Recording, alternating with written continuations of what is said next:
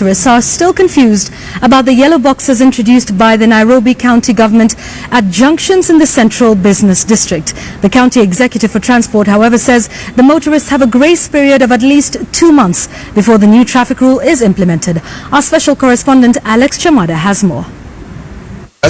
Signs and warnings like this, "Do not proceed until the exit is clear," have been in existence at many times. Meaning, even if traffic light turns green, you should not move until it is clear ahead for you to proceed without finding yourself stopping in the middle of the junction. But motorists ignore those warnings. The Nairobi County Executive Committee member for Roads, Transport and Public Works, Mohammed Abdullahi, says the new markings are part of short-term measures that could lead to change of behavior.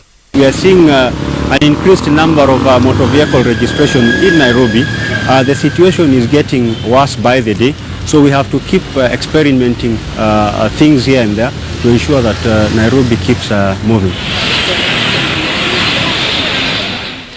But there is still a lot of confusion at the junctions despite the new measures. For example, this is Harambe Avenue, Moi Avenue junction, and clearly it is either a case of impunity or these motorists have no idea what they should have done to avoid finding themselves in the box.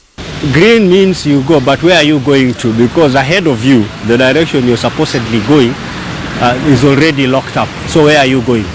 So what you are saying is that yes, your green might ask you to go, but if you're not going anywhere, please be considerate and let somebody who's supposed to be going, whose exit is clear to pass. So it's just courtesy. Kwa gari ndogo, unajua gari yenye iko mbele huwezi ona kama zile gari ziko mbele zimeclear ile box. So definitely ukifuata ile gari kwa nyuma ya hizo gari utapata kama umebaki kwa zile box katikati. Hii yellow box nimeiona tu kwa gazeti juzi, but sijajua maana yake kamili ni nini. Mimi niliziona zimepakwa, hata mwenyewe nikajiuliza ni za nini. Lakini ilipotangazwa maana yake ni use block the other way. Unaona vile wa Kenya tunaia hivi na pengine raini yangu ingesonga. Sasa hiyo nirudi kusikia hiyo ndio itasaidia. Na ni mzuri juu Nairobi imekuwa na sijui magari ni mengi zaidi, watu wametajirika nini sijui. But when this comes into force, what will be the penalty? Right now, if you are to be caught and you're charged under the laws as they are today, depending on what the judge decides, you can be charged anything between up to even a maximum of 50,000 shillings or 1 year in jail. But when the instant fines come, we are looking at an instant fine of about 5,000 shillings on the spot. But there are those who have argued that this cannot be enforced because the new markings are not in the Traffic Act. So you can only enforce what is in the Traffic Act. Is that the case? We are sensitizing, and like you know, we are reviewing the Act. We hope that we can have it captured under the instant penalties. So that when you're caught in about 2 months' time when these penalties are gazetted, because what we are doing now is public participation. So after 2 months, I'm sure nobody can argue that they were not informed. However, there may be no such boxes at every junction. Abdullahi says it should just be common sense to give way if you know you are not going anywhere. Now in Kenya, it's argued that the biggest problem is just impunity. People commit traffic offenses, but they are not punished. And then there are those who are able to evade, maybe because of their position in society. I think because we've degenerated into a society that does not follow regulation.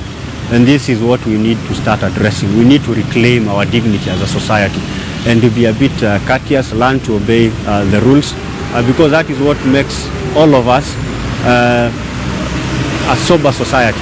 We will do a lot of work as an authority to the public. We will also work with the enforcement officers to ensure that those who are not behaving the right way are apprehended and they are charged for that. We need to create a transport authority. I think there is one in the offing called NAMATA, which is a Nairobi Area Metropolitan Transport Authority. This needs to come in very, very quickly to take over public transport management, to take over traffic management, to take over centralized fare collection, to take over route planning, and to take over public transport infrastructure management, so that all those things are put under one roof and they are managed together in the metropolitan area. So in Kenya, giving way is not a common practice. Everyone is in a hurry. Everyone wants to go. It is an attitude problem. For example, here at this yellow box, you can see vehicles are stationary there. They are not found there in the first place. That even if the traffic light was green, you should only proceed if you know you will not be found in the box. You will proceed. But look at the confusion, and all that causes congestion. For KTN News, I'm Alex Chamwada.